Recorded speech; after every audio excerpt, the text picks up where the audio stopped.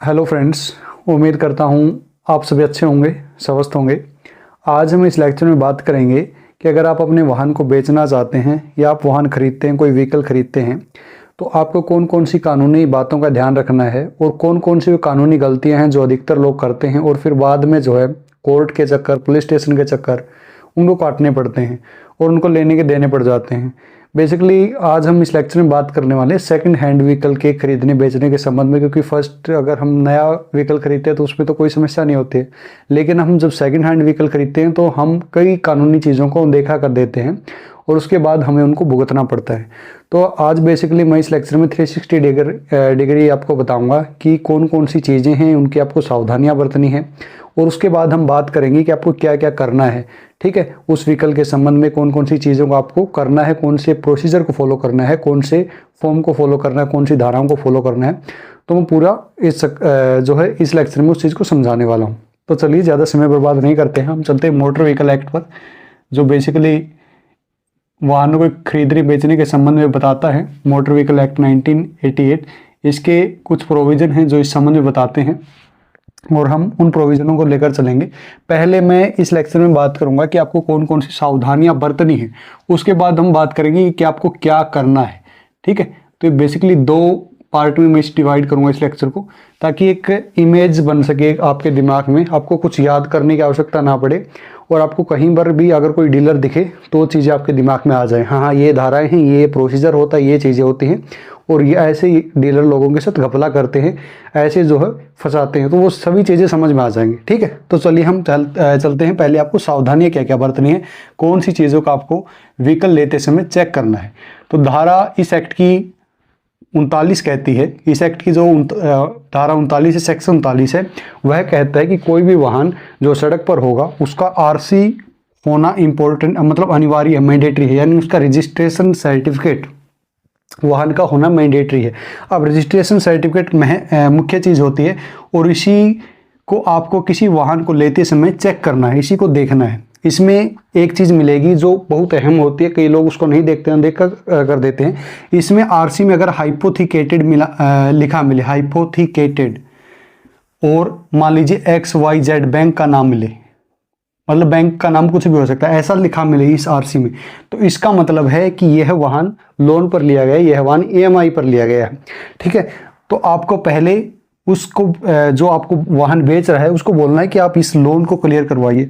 Loan को clear करवाने के लिए उसको जो है लोन पूरा करना पड़ेगा और लोन बैंक से, जो संबंधित बैंक से लोन क्लोजर लेटर लेकर आना पड़ेगा।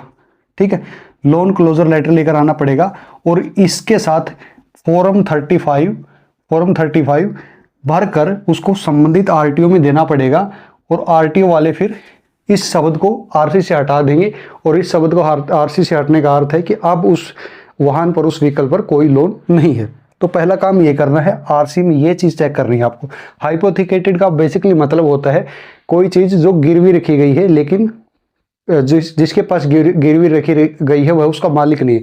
जैसे आपने कार ली है, आपने कोई बाइक ली है, आपने उसका EMI पर करवाया, तो कार बाइक है तो आपके नाम पर, लेकिन वह एक तरीके से गिरवी है उस फाइनेंशियल कंपनी के पास या बैंक के पास जो उसका लोन जिसने आपको लोन दिया है या जिसकी आप EMI भर रहे हैं। तो हाइपोथिकेटेड का मतलब ही होता है।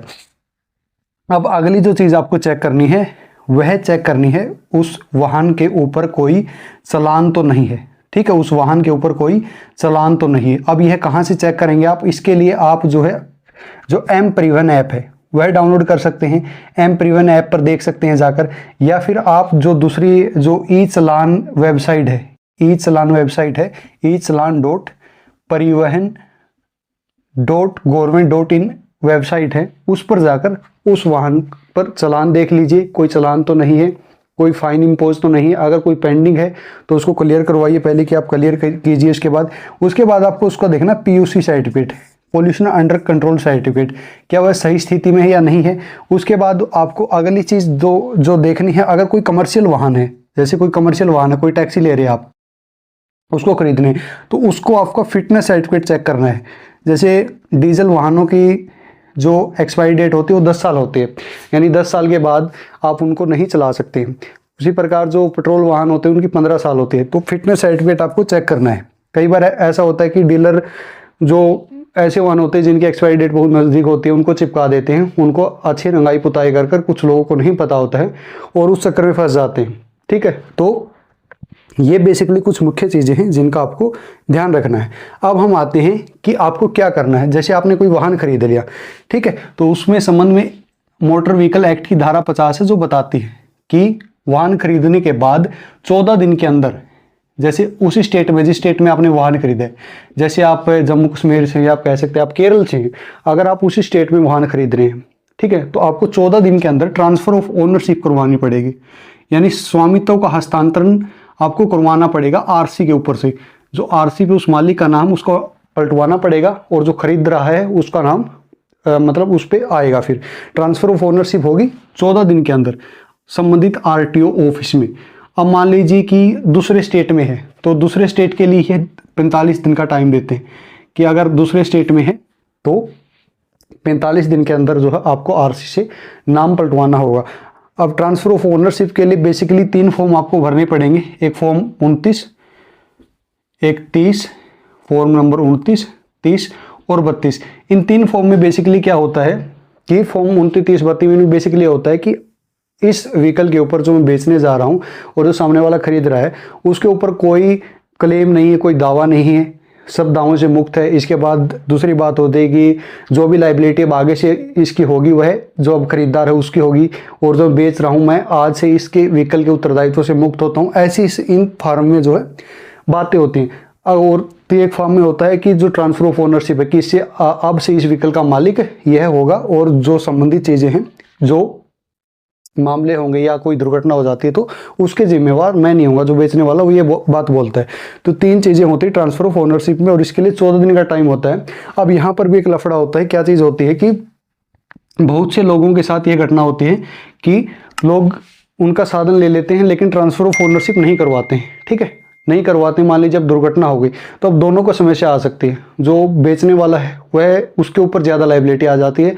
ऐसा नहीं कि खरीदने वाले के ऊपर कोई लाइबिलिटी नहीं आएगी। कुछ सुप्रीम कोर्ट के डिसीजन हैं, उनके आधार पर अब जो है जैसे कोई यह कहकर नहीं बच सकता है कि ये व्हीकल मेरे नाम नहीं है तो मैं इस दुर्घटना से बिल्कुल ही मुक्त हो गया हूँ।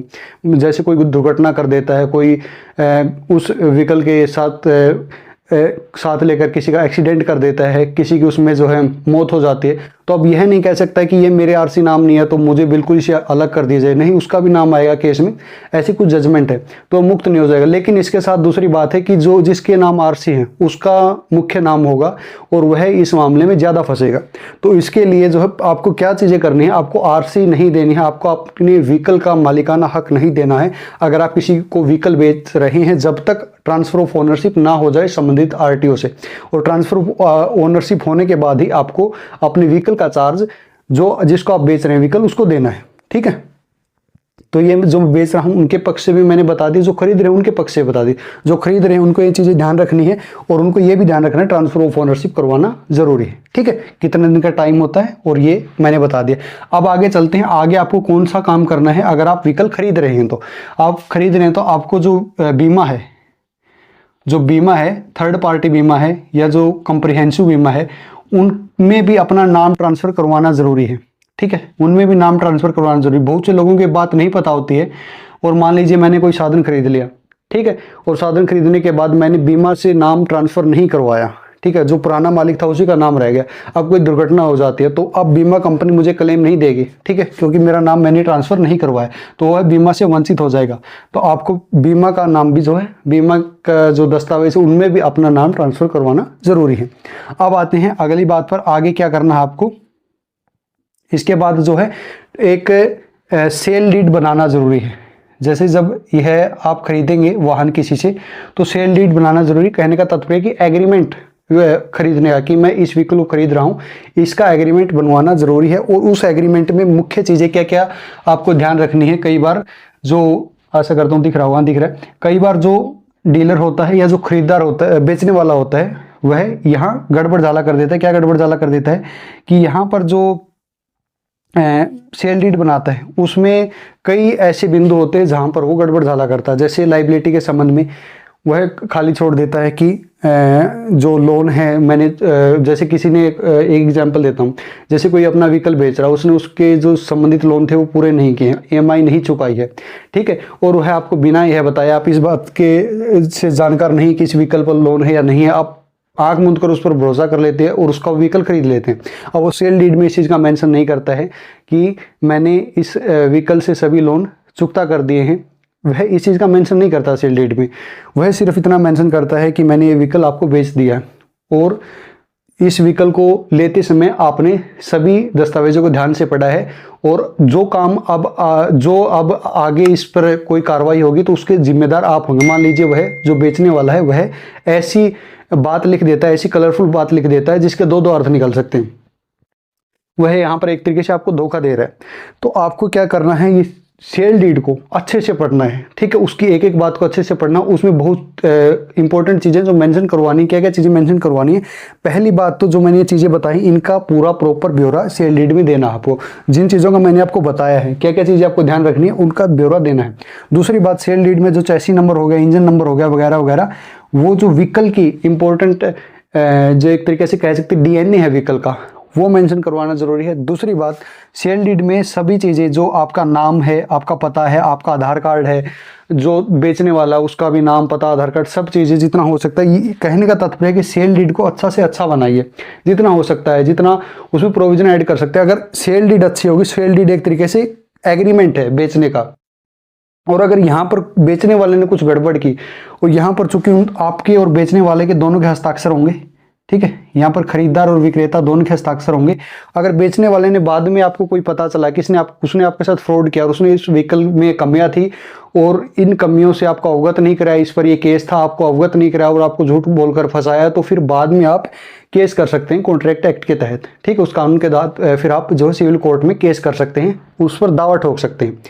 तो अगर सेल डीड में कमियां छोड़ दी तो फिर आपका केस भी फिर आगे खारिज हो जाएगा, फिर केस में भी कोई दम नहीं रहता है। तो सबसे मेन चीज़ होती है सेल डीड। तो ये चीज़ें हैं आपको करनी है, ध्यान रखनी है। अब एक चीज़ और रह गई है, मान लिया आप दूसरे राज्य से व्हीकल ला रहे हैं, तो आपको उस राज्य की जो आरटीओ होगी, संबंधित राज्य की आरटीओ होगी, उससे एनओसी सर्टिफिकेट लेकर आना होगा, नो ऑब्जेक्शन सर्टिफिकेट। जैसे मान लीजिए मैं व्हीकल खरीद रहा हूँ जम्मू कश्मीर से और मैं हूँ केरला का, ठीक है, तो मुझे जम्मू कश्मीर के आरटीओ चाहिए जहाँ पर उस व्हीकल का पहली बार रजिस्ट्रेशन हुआ था, यानी आप खरीद रहे हैं उससे, और उस व्हीकल का रजिस्ट्रेशन अब वर्तमान में जिसके पास है, मान लीजिए यहाँ पर एजेंसी से उस व्यक्ति ने ए ने यह व्हीकल इशू करवाया था और यहीं पर उसका संबंधित आरटीओ में रजिस्ट्रेशन हुआ है, तो आपको जम्मू कश्मीर के जो संबंधित आरटीओ उससे एनओसी सर्टिफिकेट लेकर आना होगा कि मुझे इस व्हीकल पर, अगर ये दूसरे स्टेट में जा रहा है, वहाँ पर इसका रजिस्ट्रेशन हो रहा है, तो मुझे कोई ऑब्जेक्शन नहीं है। वह प्राधिकारी यह नो ऑब्जेक्शन सर्टिफिकेट देगा। और फिर केरल में जो आरटीओ होगा वहाँ पर फिर ये सब चीज़ें, ये मैंने बता दी, धारा 50 के तहत ट्रांसफर ऑफ ओनरशिप संबंधित ये चीज़ें होगी, सेल डीड वगैरह ये चीज़ें फिर वहाँ पर होंगी, वहाँ पर फिर इसका रजिस्ट्रेशन होगा। तो कौन कौन सी कानूनी गलतियाँ हैं वो मैंने बता दी। हाइपोथिकेटेड का एक ध्यान रखना है, दूसरा सेल डीड का ध्यान रखना है। सबसे घपला यही दो चीज़ों पर ही होता है, ठीक है, हाइपोथिकेटेड, सेल डीड, और तीसरा चालान या केस के संबंध में आपको चेक करना है, वो चीज़ भी मैंने बता दी। तो ये 3-4 चीज़ें थी बेसिकली जो ध्यान रखना ज़रूरी है। आशा करता हूँ आपको वीडियो अच्छी लगी होगी, और अगर अच्छी लगी है तो मैं ऐसी वीडियो लाता हूं जो दिन प्रतिदिन के कानूनी ज्ञान से संबंधित हैं, और आप हर पॉइंट पर एक वकील की सलाह नहीं ले सकते हैं, ठीक है, आप हर बिंदु पर वकील की सलाह नहीं ले सकते हैं। और आज समस्याएं इतनी जटिल हो चुकी हैं, समाज इतना जटिल हो चुका है कि हर पॉइंट पर आपको वकील की सलाह लेना ज़रूरी हो गया। अगर नहीं लोगे तो ठगे जाओगे। कहने का तात्पर्य यह है कि आपका गलत इस्तेमाल होगा फिर, जैसे मैंने यहाँ पर एग्जाम्पल भी देकर बताया। तो उसी कमी की पूर्ति करने के लिए मैंने चैनल बनाया है कि जो दिन प्रतिदिन की कानूनी ज्ञान से संबंधित जानकारियाँ हैं उनको मैं रिसर्च के साथ आपके सामने लेकर आता हूं और 360 डिग्री बताता हूं कि यहाँ पर ये चीज़ आपको करनी है, यहाँ पर ये चीज़ आपको करनी है। अगर आप नहीं करेंगे तो फंस जाएंगे। तो इसलिए अगर आप चाहते हैं कि आप आगे भी ऐसी जानकारियों के संबंध में जागरूक रहें, ऐसी कानूनी ज्ञान के बारे में जागरूक रहें, तो इस चैनल को सब्सक्राइब कर लीजिए। और अपने जो दिल के करीबी लोग हैं, जिनसे आप मोहब्बत करते हैं और आप चाहते हैं कि वो भी आगे बढ़ें, वो भी आपके साथ जो है जागरूक बने, तो उनके साथ ही वीडियो ज़रूर शेयर कीजिएगा। बाकी के साथ मत कीजिएगा, जिनसे आप मोहब्बत करते हैं उनसे ज़रूर कीजिएगा। और चैनल को सब्सक्राइब जरूर कर लीजिएगा, बेल नोटिफिकेशन को दबा लीजिएगा। और अगर आप कोई भी अपडेट मिस नहीं करना चाहते हैं, आपको चाहिए कि मेरी हर वीडियो आपको देखनी तो डिस्क्रिप्शन में टेलीग्राम चैनल का और व्हाट्सएप चैनल का दोनों के लिंक जो दे रखे हैं, उनमें से आप कोई भी चैनल ज्वाइन कर लीजिए। उन्हीं दोनों चैनल पर मैं आने वाली वीडियो के जैसी अब मैं वीडियो अपलोड करूंगा तो इसका लिंक मैं उन दोनों चैनल पर शेयर कर दूंगा। तो जैसे ही उस पर लिंक जाएगा तो लोगों को पता चल जाता है जो उसमें उन ग्रुप में है कि हाँ नई वीडियो आ गई, तो उस पर वो देख लेते हैं। कई बार यूट्यूब आपके पास नोटिफिकेशन नहीं भेजता है, उसके कुछ कारण होते हैं। तो अगर आप बिल्कुल नहीं चाहते हैं कि कोई वीडियो मिस ना करे तो प्लीज़ उनको ज्वाइन कर लीजिए, दोनों ग्रुप को। तो फिर मिलते हैं अगली वीडियो में, तब तक बने रहिए, जुड़े रहिए और जय हिंद, जय भारत।